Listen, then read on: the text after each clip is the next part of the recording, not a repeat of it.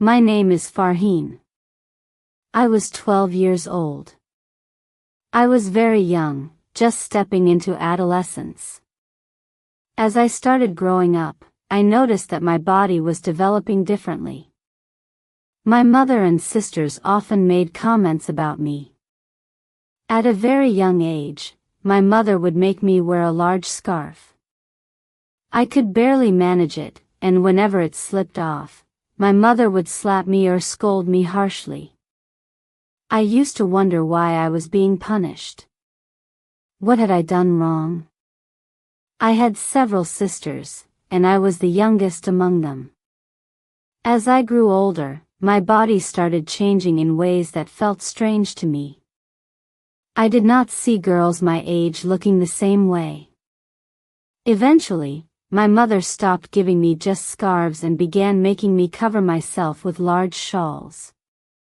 I told her I felt hot and uncomfortable, but she would say that comfort did not matter and that I had to keep myself covered or trouble would come to our home because of me. On the night before Eid, my sisters were planning to go to the market. I asked if I could go with them. They refused, saying the markets would be crowded with boys and troublemakers. I said that crowded places were fun and that I wanted to buy bangles and other things for myself. But my sister said that if they took me along, every boy in the city would stare at me, and they did not want to feel embarrassed. They told me to stay home and promised to bring things back for me. I went to my room and cried. I stood in front of the mirror, staring at myself. What was my fault?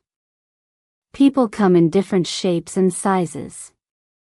Some are short, some are tall, some are overweight, and some are very thin. If my body developed differently, how was that my fault? My mother would not let me eat the foods I liked.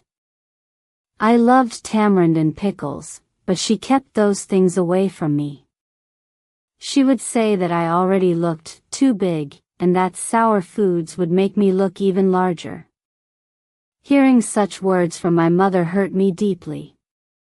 My sisters would call me names too, comparing me to animals, which made me angry and upset. One day, a cousin said something cruel to me. She joked that people from a milk company would come and take me away because of how I looked. I became furious and stood up to argue with her, but in the middle of it, my scarf slipped off. We were at a family wedding, and suddenly everyone stared at me in shock. People started asking my mother strange questions. They wondered why our family stayed distant from others and rarely attended gatherings. Some even asked if I had secretly been married before and later divorced. My mother quickly denied those rumors and said that I had never been married. After that day, she stopped taking me to weddings altogether. It was the age when girls loved dressing up, meeting relatives, eating good food, and enjoying celebrations. But I was no longer allowed to go anywhere. As I grew older, my struggles became harder. My mother had to get new clothes made for me every few months because my body changed quickly. She would leave extra fabric inside the seams so the clothes could be adjusted later instead of buying new ones. She often reminded me that my father earned very little and that they could not afford new clothes frequently. My clothes would wear out quickly, often tearing in the same places. I had a close friend whose brother lived abroad. One day, I told her about my worries and the way I felt about myself. She told me that there were medicines and pills that could help. Farheen listened to her friend, but deep inside she felt afraid. She thought that even if she tried to change her body, she might never truly feel happy. She spent many nights thinking and wondering what her fault really was. One day, a new teacher joined her school. She did not only teach lessons but also talk to students about life and personal struggles. For the first time, Farheen met an adult who judged people not by their appearance, but their thoughts and character.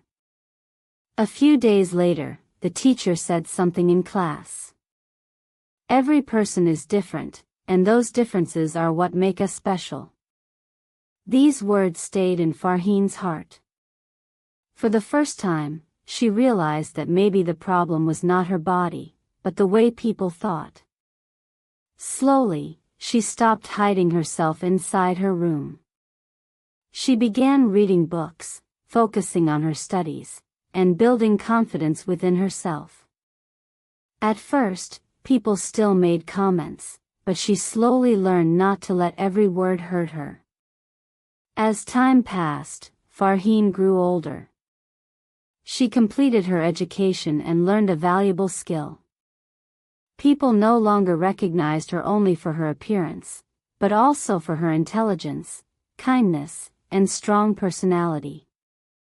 One day, she met someone who treated her with respect. He never looked at her in a strange or judgmental way. He listened to her, appreciated her dreams, and reminded her that true beauty comes from a person's character.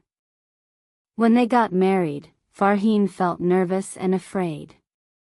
She worried that life might embarrass her once again. But her husband said only one thing to her. "You do not need to hide yourself. You are beautiful just the way you are." Hearing these words brought tears to her eyes. For the first time, she felt that she had spent her whole life misunderstanding herself.